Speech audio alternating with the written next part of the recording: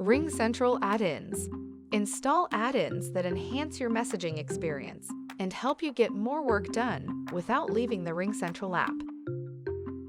Click on Apps. Under the Discover Apps section, click on Add-ins. Scroll the page to browse all the available bot and notification app add-ins. You can install an add-in directly from this page by clicking the plus icon, or click anywhere else within the card to learn more about the add-in. The Overview tab provides general information about the add-in. Click on Technical Details to learn about its capabilities, or click on the Ratings and Reviews tab to read what others have to say about it. You can also install add-ins from the Profile page. If the button is disabled, you may need to contact your company's administrator to help with the installation or to grant your account the add or remove permissions. Click on the Install button to install the add-in. Some add-ins require authorization to install. Click on Allow and Continue to authorize the add-in. When installing a bot, you'll have the option to change its default name.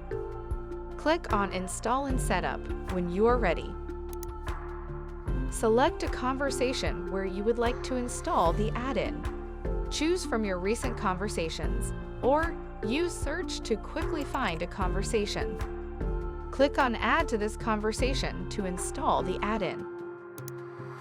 After installing an add-in, you'll be taken to the conversation where you installed it. Most bots will send an initial greeting message to help you get started. Additionally, some bots can provide help when you @message the bot name and type help. If you have installed a notification app add-in, you will see it listed in the apps tray. Here you can toggle apps on or off, or click the More icon to complete additional setup or to remove the app. You can also manage installed add-ins from their app profile page. Click on Apps, Add-ins, and locate the add-in you want to manage. For a bot that is already installed, click Add to Chat to add it to additional conversations.